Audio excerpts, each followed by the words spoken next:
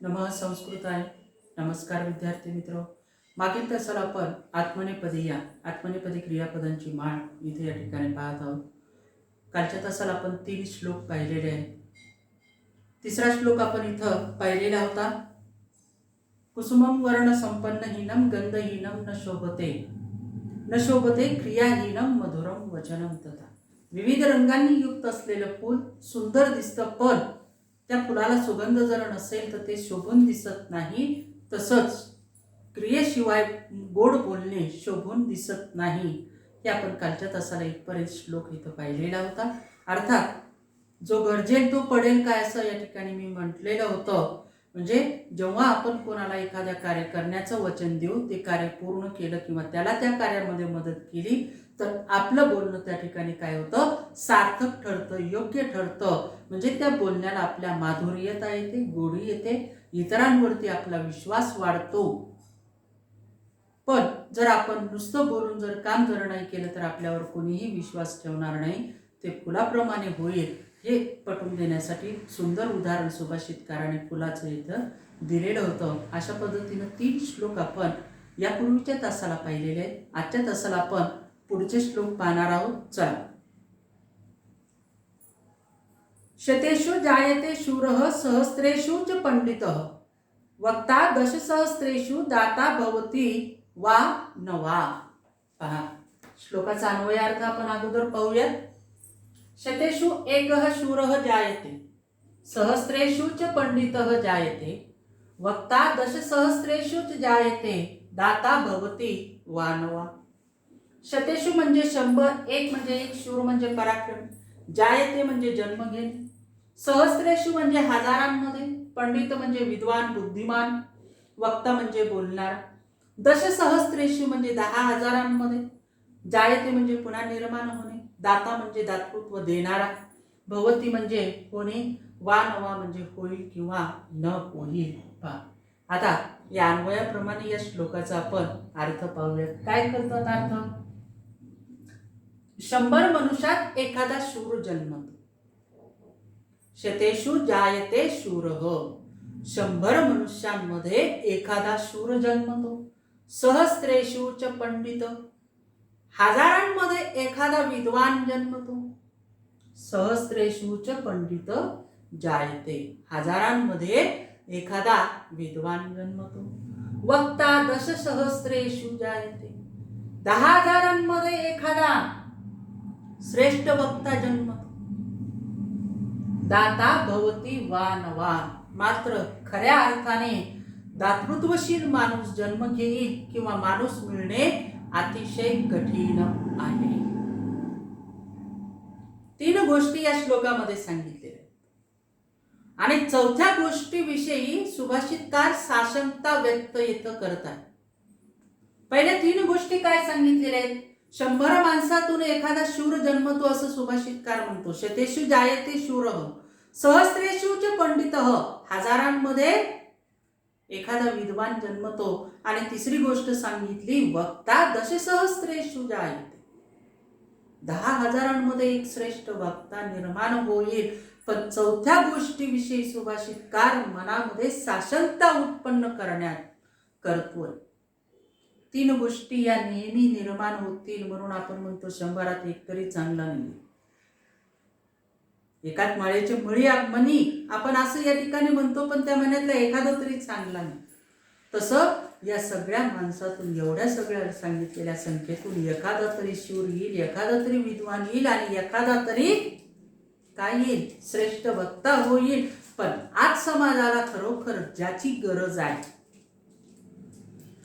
त्या व्यक्ती जन्म घेतील का नाही, आणि जरी घेतल्या तर त्यांच्यामध्ये दातृत्वपणा येईल का नाही हे सांगता येत नाही. अतिशय दुर्मिळ व्यक्ती झालेले आहेत. कारण का? दाता भवती वानवा, वानवा असा शब्द नाही, वा न वा वेगवेगळे शब्द लिहिलेले. जी क्रियेची साशंकता तिथे या ठिकाणी आहे. होईल किंवा नाही हे मला पण माहित नाही असं सुभाषितकार सांगण्याचा प्रयत्न या ठिकाणी करतोय. म्हणजे या 3 गोष्टी या ठिकाणी कुठं ना कुठंतरी, कधीतरी, कुठंतरी जन्म घेणार आहेत. पण शेवटची जी चौथी गोष्ट आहे ना, दाता, ज्याला आपण म्हणतो मदत करणारा, कोणाला कोणत्या कार्यामध्ये, कोणाला संपत्तीविषयक, कोणाला आर्थिक असेल, कोणाला सामाजिक असेल, कोणाला भावनिक असेल, प्रत्येक गोष्टीमध्ये आपणाला इतरांच्या मदतीची अपेक्षा असते. कारण का man is a social animal, आपण समाजामध्ये राहतो, प्रत्येकाशी आपला संबंध येतो आणि म्हणून आज उद्या तर आपल्याला त्याच्याकडे काम पडतं, त्याचं आपल्याकडे काम पडतं. म्हणून आपणाला आपल्या संकटामध्ये जो कोणी मदत करणार आहे, मग ते संकट चांगलं कार्य असेल, दुःखाचं कार्य असेल, प्रत्येक कार्यामध्ये मदत करणारा व्यक्ती किंवा मग तो आर्थिक स्वरूपात मदत करणार असेल, कोणत्या का स्वरूपात मदत करणार असेल, प्रत्येक व्यक्तीला व्यक्तीची काय असते, गरज असते. आणि इथं सुभाषितकार हेच सांगण्याचा प्रयत्न करतो की समाजामध्ये दातृत्वपणा कमी झालेला आहे आणि म्हणून तो दातृत्वपणा किंवा अशा व्यक्ती समाजामध्ये मिळणं हे काय झालेलं आहे, अतिशय दुर्मिळ झालेलं आहे किंवा अतिशय कठीण झालेले आहेत. कारण का आज जेव्हा आपण इतरांना मदत करतो तेव्हा मदत करण्यामध्ये आपला काहीतरी स्वार्थ हेतू असतो. निस्वार्थ हेतूने मदत करणारा, दान करणारा दाता मिळेल का नाही, ही साशंकता सुभाषितकार इथं व्यक्त करतो. श्लोकाचा अर्थ परत एकदा आपण पाहूया. 100 मनुष्यात एखादा शूर जन्मतो, 1000 मनुष्यात एखादा शहाणा जन्मतो, 10,000 मनुष्यात एखादा श्रेष्ठ वक्ता जन्मतो, मात्र खऱ्या अर्थाने दातृत्वशील माणूस मिळणे कठीण आहे. पुढचा श्लोक आपण पाहूया. लोभाविष्टो नरो वित्तम वीक्षते न तु संकटम, दुग्धम पश्यति मार्जारो न तथा लघुडा हती. अन्वय पाहूया श्लोकाचा अगोदर. लोभाविष्ट नरः वित्तम वीक्षते न तु संकटम, मार्जारः यथा दुग्धम पश्यति तथा लघुडा हती न पश्यति. लोभाविष्ट म्हणजे लोभाने लालची किंवा लालची मनुष्य. नर म्हणजे मनुष्य, वित्तम म्हणजे पैसा, वीक्षते म्हणजे पाहणे, संकट म्हणजे संकट, मार्जार म्हणजे मांजर, यथा म्हणजे ज्याप्रमाणे, दुग्धम म्हणजे दूध, पश्यती म्हणजे पाहणे, तथा म्हणजे त्याप्रमाणे, लघुडा हत्ती म्हणजे काठीचा मार. श्लोकाचा सरळ अर्थ आपण पाहूया. लोभी मनुष्य केवळ धन पाहतो, परंतु त्या मागून येणाऱ्या संकटांना पाहत नाही. त्याचप्रमाणे मांजर दूध पाहते पण काठीचा मार पाहत नाही. त्याचप्रमाणे मांजर दूध पाहते पण काठीचा मार पाहत नाही. संबंध कसा लावलेला आहे पहा. म्हणजे हे वरचं उदाहरण, वरचा श्लोक पटवून देण्यासाठी सुभाषितकाराने काय सांगितलेले, लोभी मनुष्य केवळ धन पाहतो पण त्या मागून येणारं संकट पाहत नाही. ही गोष्ट सुभाषितकाराला आपणाला पटवून द्यायची आहे आणि म्हणून ती गोष्ट पटवून देण्यासाठी सुभाषितकार मांजराचं उदाहरण देतो. दूध गॅसवर ठेवलेलं असेल किंवा चुलीवर ठेवलेलं असेल, दूध बघितल्या उशीर मांजर त्या दुधाकडे पिण्यासाठी झेपावतं, त्याला दुधाची लालसा त्याच्या मनामध्ये निर्माण होते. पण आपण म्हणतो मांजर दूध पिताना डोळे मिटून दूध पितो. पण डोळे मिटून दूध पितत असताना, दूध पित असताना त्याच्या मनात हा विचार येत नाही की मला कोणीतरी मागून काठीचा सपकन वार करेल. म्हणजे येणाऱ्या संकटाला पाहत नाही तो. त्यापूर्वी किंवा त्यावेळेस आपली क्षुधा शांत करण्याचा प्रयत्न करतोय आणि म्हणून येणाऱ्या संकटाला तो पाहत नाही. हे उदाहरण सुभाषितकार मनुष्याला देतो. मांजर जसं दुधाचं लालची आहे, त्याचप्रमाणे समाजातली जी माणसं आहेत ती काय आहेत, पैशाची लालची, लोभी आहेत. आणि म्हणून पैशासाठी माणूस कधी कोणत्या थराला जाऊ शकतो हे आपण विचार देखील करणं अशक्य आहे. आणि म्हणून पैसा हा कोणाला नको आहे असं कोणी म्हणणार नाही की मला पैशाची गरज नाही. प्रत्येकालाच पैशाची गरज आहे. इथे सुभाषितकार म्हणतो की लोभी माणसे केवळ धन पाहतात, वित्तम वीक्षते, संपत्ती पाहतात, अर्थ पाहतात, फायदा पाहतात, पण न तू संकटन, त्या मागून येणारं संकट पाहत नाहीत. आपल्याला वाटतं कुणीकडून का होईना पैसा इकडून यायचा, मागून येणारे, पुढून येणारे, इकडून येणारे, तिकडून येणारे, येऊ द्या. पण त्या सगळीकडून चारी दिशेकडून जेव्हा पैसा येतो ना, तेव्हा कोणत्या का दिशेनं होईना त्या पैशासोबत संकट देखील आपोआपच चालत येतं. आणि त्यावेळेस हे माणसाला दिसत नाही, म्हणून आपण म्हणतो दिव्याखाली अंधार आहे. एवढा मोठा दिवा असतो, तो स्वतः प्रकाशून इतरांना इतरांना प्रकाश देऊन त्यांचं काय करतो, अंधकार नष्ट करतो. पण दिव्याखालची जी काही जागा आहे किंवा त्या दिव्याने जेवढी जागा व्यापली ती कधीही बघा त्या जागेखाली काय असतो, अंधार असतो. त्याचप्रमाणे माणसाला हा पैसा येणारा फक्त पैसा दिसतो डोळ्याला, पण त्याच्या मागून जे काही येणारं संकट आहे ना, ते संकट दिसत नाही. आणि म्हणून उदाहरण दिलेलं आहे की मांजर दूध पाहते, पण दुधामागून येणारा काठीचा मार पाहत नाही. एकदा काठीचा मार बसला की मग नंतर मांजर येत नाही, पण तेवढ्यावरही मनुष्य समाधानी राहत नाही. म्हणजे कितीही जरी ठोकर खाल्ली, कितीही जरी ठेस लागली, तरी आपली लोभी वृत्ती माणूस सोडत नाही. सांगायचं तात्पर्य एवढंच की आपण अर्थापायी किंवा आपल्या शुल्लक लालसेपायी आपल्यावरती येणाऱ्या संकटाचा आपण विचार करत नाही. हे पटवून देण्यासाठी सुभाषितकार मांजराचं इथं उदाहरण आपणाला देतो. अर्थ परत एकदा पाहूयात. लोभी मनुष्य केवळ धन पाहतो, परंतु त्या मागून येणाऱ्या संकटांना पाहत नाही. त्याचप्रमाणे मांजर दूध पाहते, पण काठीचा मार पाहत नाही. पुढचा श्लोक पाहूया आपण.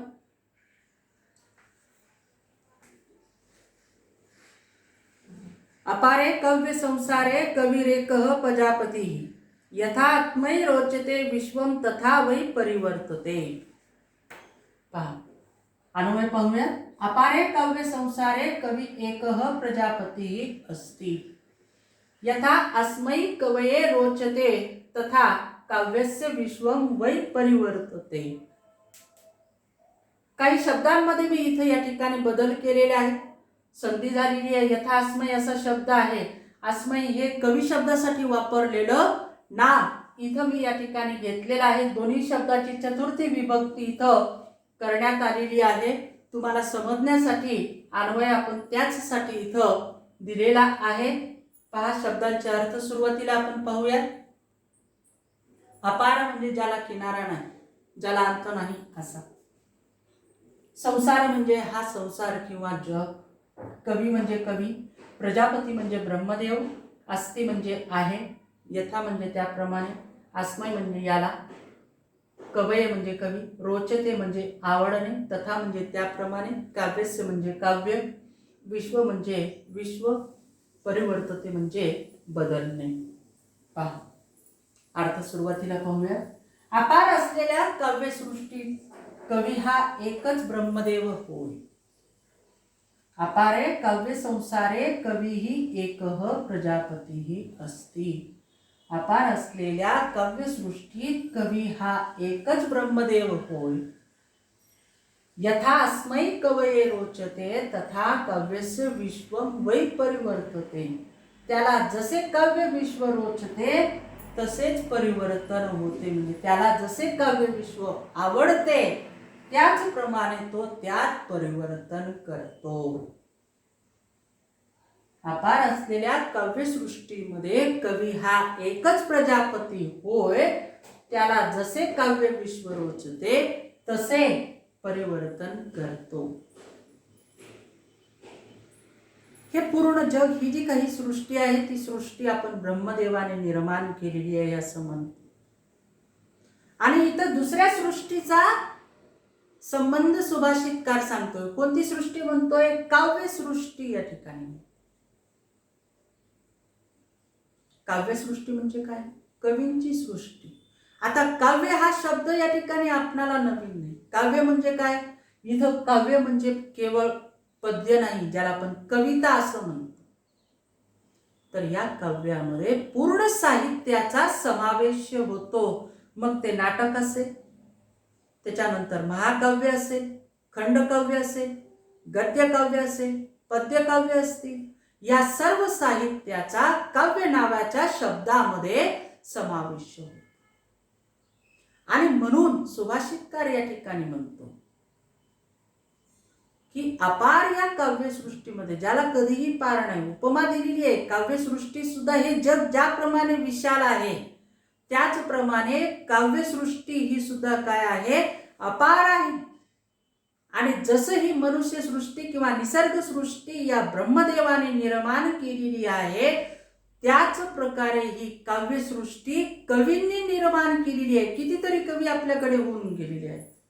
मग ते मराठीमध्ये असतील, हिंदीमधले असतील, इंग्रजीतले असतील, संस्कृत भाषेतले असतील, पाश्चात्य कवी असतील, यांची सुद्धा ही काय आहे, एक जग आहे, त्यांचं सुद्धा एक सृष्टी आहे. आणि त्या सृष्टीचा कर्ता कोण आहे? कवी एकह प्रजापती. कवी हाच या काव्यसृष्टीचा प्रजापती आहे. आणि पुढे किती सुंदर सांगितले बघा, यथा अस्मै रोचते तथा वै विश्वम परिवर्तते. ज्याप्रमाणे ब्रह्मदेवाच्या सृष्टीमध्ये सगळ्या घटना आपल्या निसर्ग नियमानुसार चालतात, त्याचप्रमाणे काव्यसृष्टीमधल्या सगळ्या घटना कवीच्या मनाप्रमाणे बदल करतात किंवा बदलतात. जहां न पहुंचे रवी वहां पहुंचे कवी म्हणतो आपण. ज्या ठिकाणी सूर्य पोहोचत नाही त्या ठिकाणी कवीची काव्य प्रतिभा या ठिकाणी पोहोचते. म्हणजे काव्याच्या माध्यमातून कवी प्रत्येकाच्या मनामध्ये आपलं स्थान निर्माण करण्याचा प्रयत्न करतो आणि तो त्याच्यामध्ये यशस्वी होतो. हा थोडासा जर श्लोक तुम्हाला समजत नसेल तर आजचं तुम्ही हॉलिवूड आणि बॉलिवूड घ्या.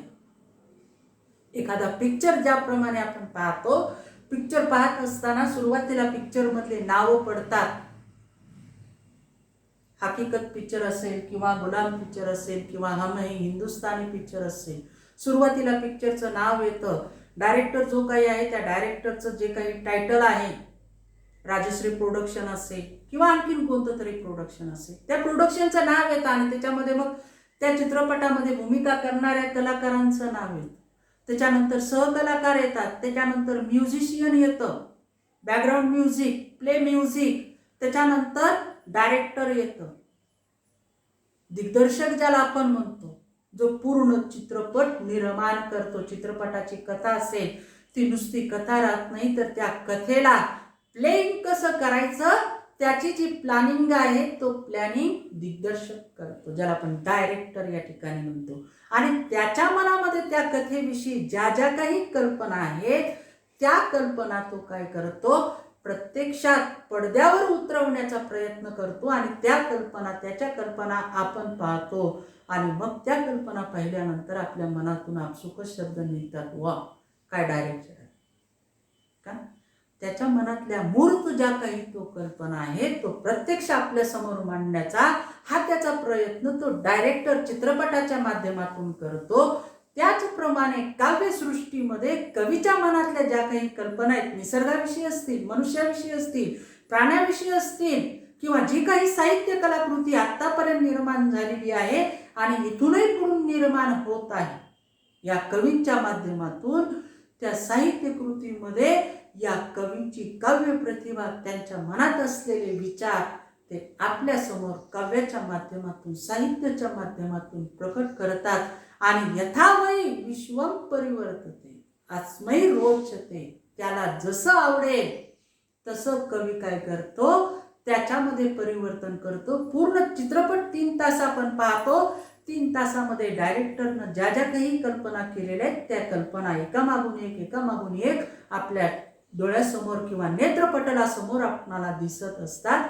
त्या कल्पनेतच आपण चित्रपट या ठिकाणी पाहतो. ती सुद्धा एक काव्य प्रतिभा आहे. आणि म्हणून सुभाषितकार या ठिकाणी म्हणतो की अशा या काव्यसृष्टीमध्ये कवी हा एकच प्रजापती आहे. त्याला जसं काव्य आवडतं तसं त्यामध्ये परिवर्तन होतं. अर्थ परत एकदा पाहू. अपार अशा काव्यसृष्टीमध्ये कवी हा एकच ब्रह्मदेव होय. त्याला जसे काव्य विश्व रुचते तसे परिवर्तन तो करतो. अशा पद्धतीने आजच्या तासाला आपण हे 3 श्लोक पाहिलेले. या 3 श्लोकामध्ये जर आपणाला आणखीन काही समस्या असेल तर मला तुम्ही वैयक्तिक विचारू शकता. आजच्या तासाला आपण इथंच थांबूया. राहिलेले पुढचे श्लोक आपण उद्याच्या तासाला पाहूया. धन्यवाद.